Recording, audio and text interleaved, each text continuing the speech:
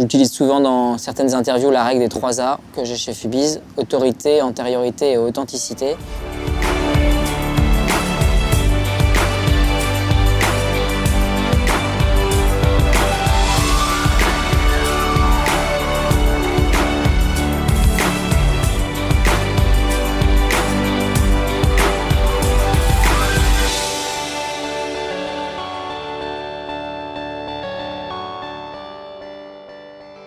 Bonjour Romain. Bonjour Benoît. Romain Collin, surnommé Fubiz assez régulièrement, mais je crois que c'est pas supposé être ton pseudo. Non, c'est pas vraiment un pseudo, c'est mon projet, mais voilà. Je l'incarne beaucoup, donc voilà, les deux se mêlent. Exactement. Est-ce que tu peux nous expliquer très rapidement ce qu'est Fubiz ? Alors tout à fait, aujourd'hui, comment je le définis, une plateforme de création, d'inspiration basée autour d'une ligne éditoriale qui est assez ouverte, tout ce qui est beau sur le fond et sur la forme, de médiums différents, la photo, la vidéo, et provenant de contenus locaux, français et internationaux.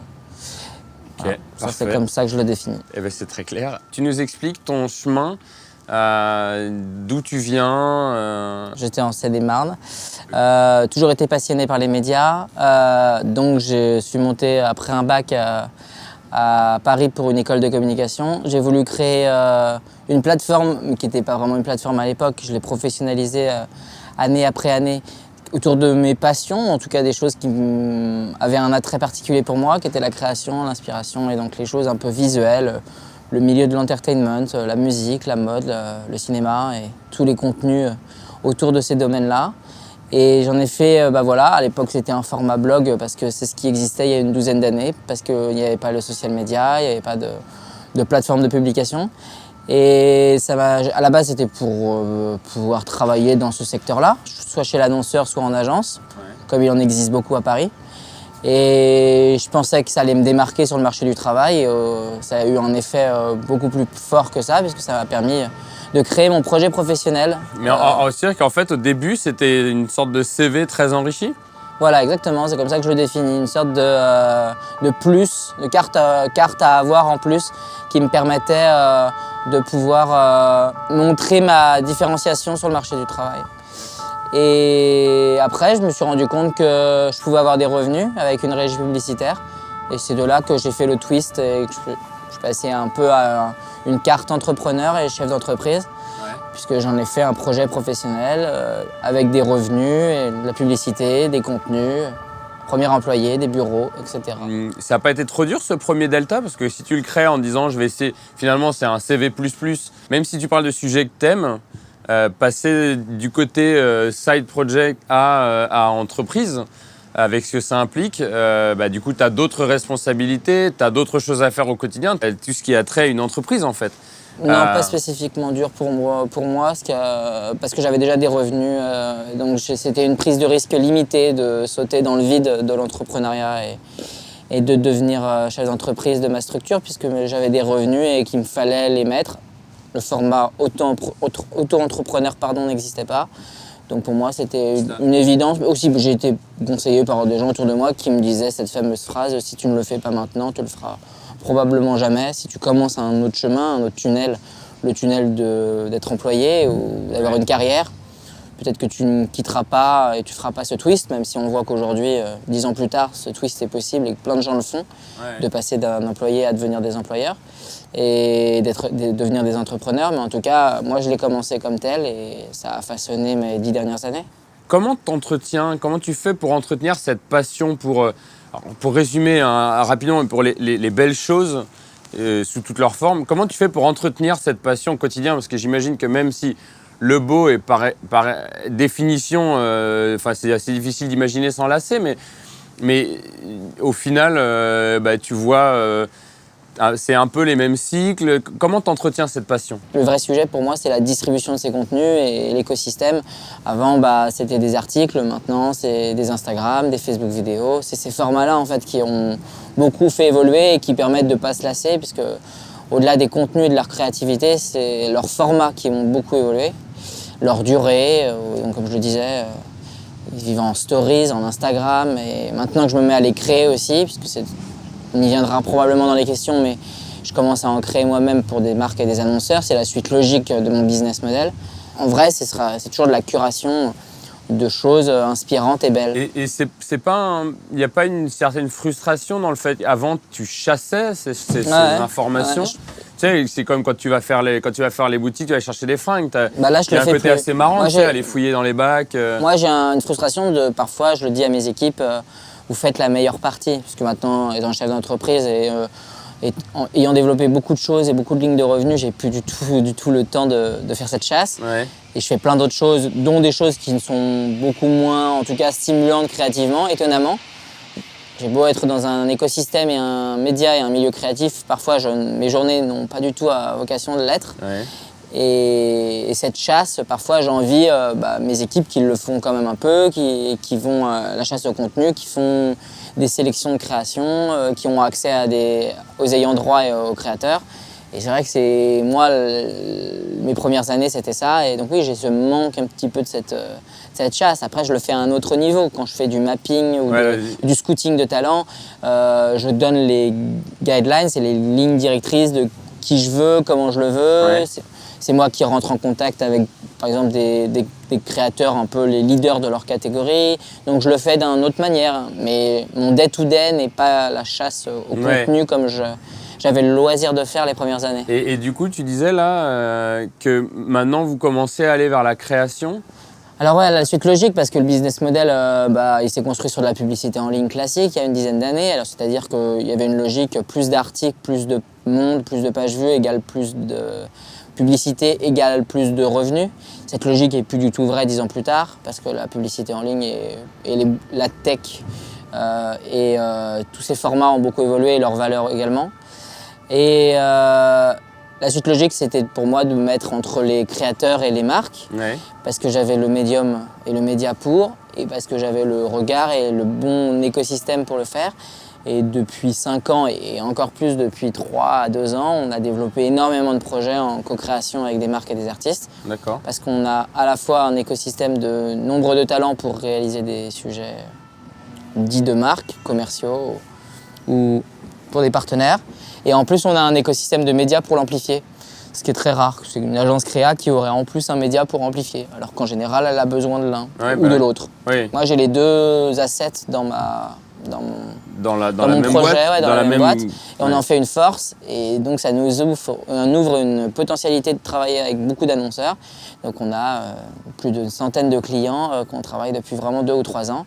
Sur un pôle qu'on a développé, qui est du brand content et qu'on a appelé Studio, et c'est devenu vraiment quelque chose qui va nourrir maintenant, je dirais, un quart de nos contenus. C'est-à-dire il y a 3 quarts qui c'est de la chasse, ou en tout cas de la curation, et un quart ça va être de la création de contenu fait par nous, pour nous, ou pour une marque qui nous le demande de le faire pour lui. Mais ça va parfois très loin, ça dépasse bien entendu le web, on approche de plus en plus d'une création d'une agence de publicité. Il y a un gros chemin quand même, il y a un gros gap entre ta situation, enfin, tu passes d'un projet perso à une vraie entreprise, tu passes d'un étudiant à maintenant je crois que tu es père de famille. Oui, tout à fait. Le chemin est assez long quand même.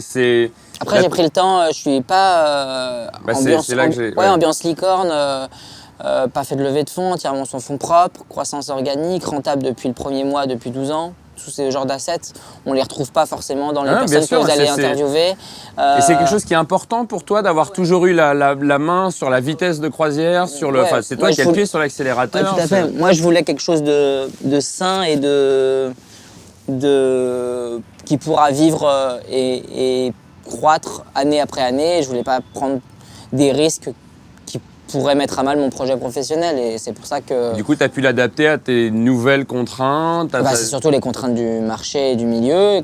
Oui, mais qui peuvent des fois se percuter avec les contraintes familiales ou les contraintes... Je fais attention à ne pas baser mon économie sur un marché qui n'est pas le mien. Mes lignes de revenus ne sont pas basées, par exemple, sur les vidéos. Je fais plus d'1 milliard de vidéos vues par an sur Facebook. Je ne les monétise pas. Et même si je les monétisais, je ne compterais pas sur cette monétisation dans mon business plan, par exemple. Parce que je sais que je n'ai pas la main sur ces... Et Dieu sait qu'on en connaît des histoires de gens qui basent leur économie sur un écosystème qui ne met pas le leur. Moi, je le base que sur ce que j'ai construit et ce que j'ai fait, en tout cas, de mon écosystème. Là où est ma vitrine, là où est mon talent. Aujourd'hui, c'est mon talent scouting, les milliers de gens que j'active, mon réseau annonceur, ce que j'ai construit. Et le reste, c'est du bonus. Quand je fais c'est ce que je fais quand je fais des lignes de revenus complémentaires. Quand je fais une conférence à la salle Playel et qu'il y a 1300 personnes, c'est une ligne de revenus complémentaire. Quand je fais ce fameux 1,5 milliard de vidéos vues en 2016 et que ça me fait un peu un complément de revenus sur la diffusion et l'amplification, bah pareil, je le vois comme un complément, mais je ne veux pas baser les fondations de mon business model dessus.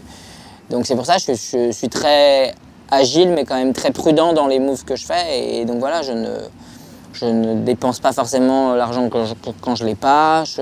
On est sur un écosystème où, par exemple, on est payé par un marché avec des délais. Donc je fais attention à la trésorerie de ma structure.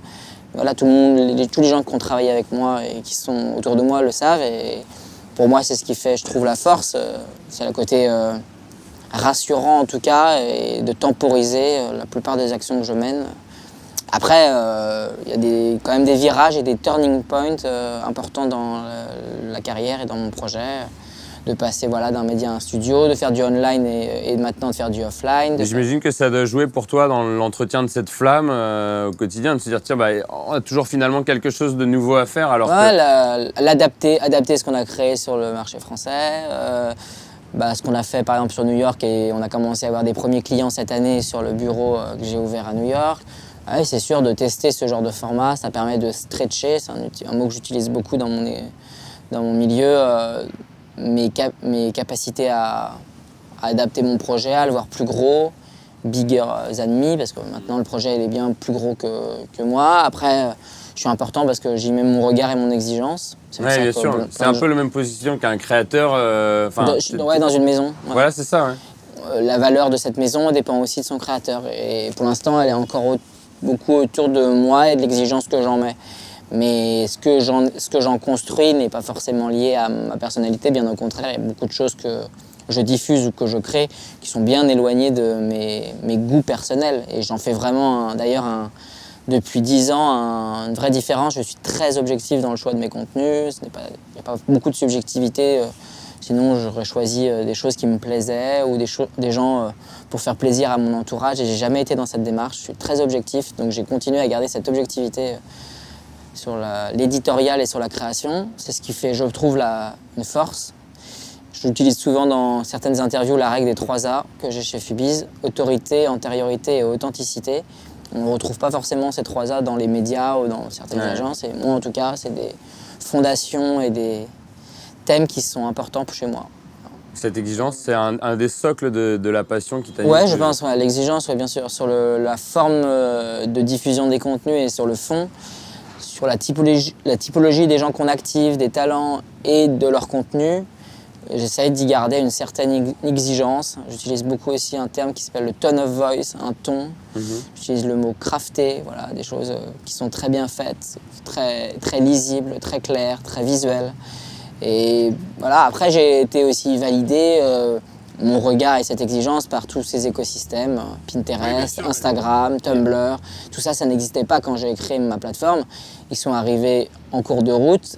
Ils n'ont fait que confirmer par ces plateformes que j'utilise également. Et si j'avais dû créer d'ailleurs mon média et ou ma structure, peut-être que je l'aurais fait sur ces plateformes, mais elles n'existaient pas, donc je l'ai fait d'une autre manière. J'essaye de m'en appuyer, mais elles viennent que valider un peu mon propos et en tout cas mon regard et mon exigence, parce qu'elles ont créé un écosystème d'un web visuel. Et voilà. Génial, super. Merci beaucoup Romain. De rien. C'est super intéressant. Merci.